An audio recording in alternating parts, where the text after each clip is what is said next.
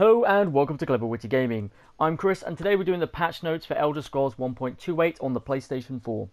For those who want to know, the patch notes will be linked in the description, as well as the patch notes themselves. I'll do a copy and paste from the from ESO themselves in the description, so you can sort of see what's in the patch notes if you don't want to hear me read out through it.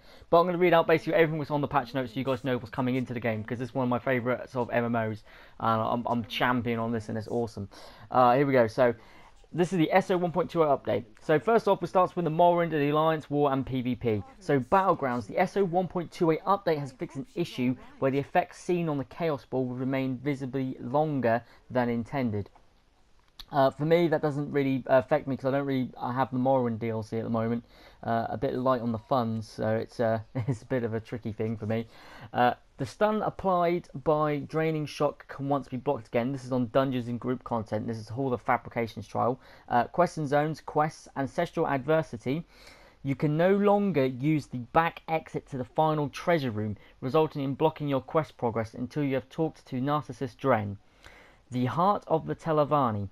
Sun in Shadow is now freed when the Slavemaster is defeated. Stunning the guard captain with your sleep powder no longer blocks your quest progress. I guess that must have been annoying for those with the DLC. UI Battlegrounds. The ESO update 1.28 for PS4 has fixed an issue where the Dominator Battleground medal was not fully translated in French game client. So that's going to help the French users there. Horns of the Reach DLC game pack. Once again, I don't own this DLC. It's coming up with the DLC way too fast for me to keep up with them. Fix an issue where groups formed through the grouping tool could receive an activity complete message at the incorrect time. Exploration itemization. So achievements. Right to the root of the problem. The ESO version 1.28 for PlayStation 4 has been fixed and has fixed an issue where an achievement for Bloodroot Forge would begin as soon as you loaded into the dungeon. The timer will now start at the first campsite. So that's basically just fixing achievements that people are, for some reason not getting. So combat and balance. So the bow, here we go.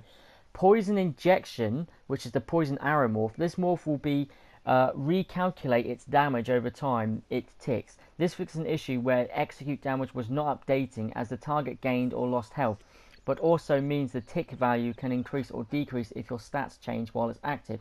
Known issue.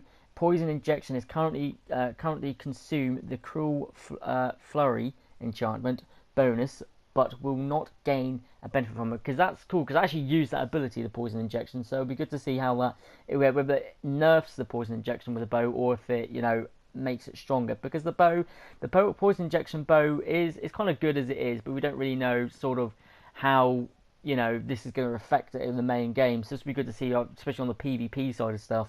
How it's going to affect that. So general display an issue where monsters killed by a beam attack would remain standing and not display their death animations upon reaching 0 health.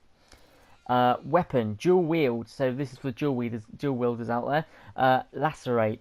The ESO update 1.28 for PS4 has fixed an issue where the ultimate would not proc the effects from the ultimate use item sets, such as Witchman's Armor. Sorry, this dude just needs to leave me alone. That's just no, dude.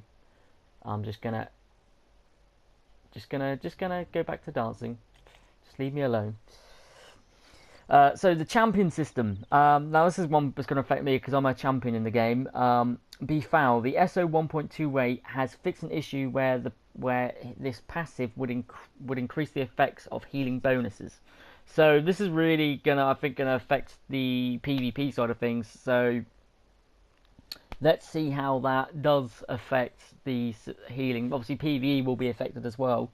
So optimizations. So optimization fixes and improvements is next. So item sets. The ESO version 1.28 for PS4 has fixed an issue where the enchantments on some older PvP sets were dealing significantly higher Oblivion and flame damage than intended. So that's a nice little nerf there. That's good to see that there are some nerfs coming for some of the overpowered stuff. The ESO patch 1.28 for PS4 has also fixed an issue where item sets that summon monsters could critically strike. Okay, so base game patch. So this is for everyone here, whether you own DLC or anything. So this is basically everything which is the basic stuff in the game. So art and animation. General, the hip armor from the Emperor's Regala will now appear as it did prior to the update 15 patch. The light celestial belt will no longer appear to float. Crown Storm, Crown Crates. Oh god, I hate covering this sort of stuff. I really hate these sort of. This is a game you pay for, and they've added supply drops in a game where you collect loot. They've added a supply drop loot into it, and it's just why. I'll never get my head around that. Visual effects. According to the ESO version 1.28 for PlayStation 4 patch notes, all dwarven mounts will no longer spit when rearing up, with the exception of the camel. Sorry. Dungeons and group content. So Dungeons, Cradle of Shadows, Cytheria will no longer pursue cowardly players endlessly throughout the dungeon. God, I love how they call us cowardly players if we retreat. Sometimes it's just good to retreat because you need to regroup and get your team, together again. Because some people tend to run ahead of the group, and it really fucks up the dungeons. General ESO 1.28 update has fixed an issue that caused players to get premium daily rewards more than once per day from successful groups formed through the grouping tool. So if you were using that to your advantage, sorry, but that has now been fixed. Quests and zones. Main quest, the Soul Shriven in Cold Harbour. This quest has been updated to fix an issue where you could become trapped in the Cold Harbour, or you would get surprise visit from the hooded figure. Due to these changes, all characters currently on this quest will have the quest re-granted upon login, and you'll find yourself at the beginning of the Wailing Prison. With ESO version 1.28, the hooded figure will now appear in Volkel Guard for players who travel there via Way Shrine.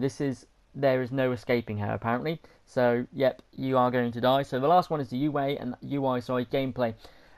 The ESO 1.28 update has fixed an issue where the target debuffs from others setting of option under the buffs and debuffs setting, which would not persist after closing the game.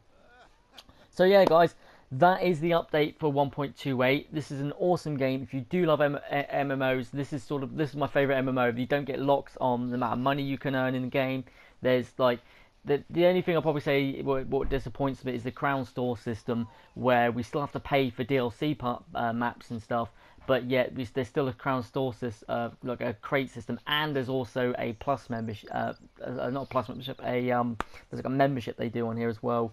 So that is kind of annoying. They really do milk this game for what it is, but if you go into it just to play it without any DLC or anything, it's still really worth it because there's a lot of content in there. So these updates and changes are really going to affect the gameplay, I think, especially with the PvP changes there with the arrows, because there's a lot of people like me who use the archer ability in PvP. So let's see how that works out, especially in the Alliance War. I'm really excited to see how it's going to work out later on, if they're going to have to patch it again or nerf it or increase it. So there we are, guys. That's the patch for that. Now, just a quick note, my videos aren't coming up as much as they should lately at the moment because my internet I'm in the process of changing internet providers, and the internet quality for some reason has dropped because of this, because they got notified that we're changing. And yes, my internet quality is extremely dropped and it's gone terrible. So thanks everyone, guys, for watching and sticking with me, and I'll see you guys in the next video. There's also a good No Man's Sky video coming up after this, so make sure you check it out, especially if you're a PC player, because it's a really bit of important news that's coming up for you guys. So very much, guys, for watching. I'll see you guys on the next video.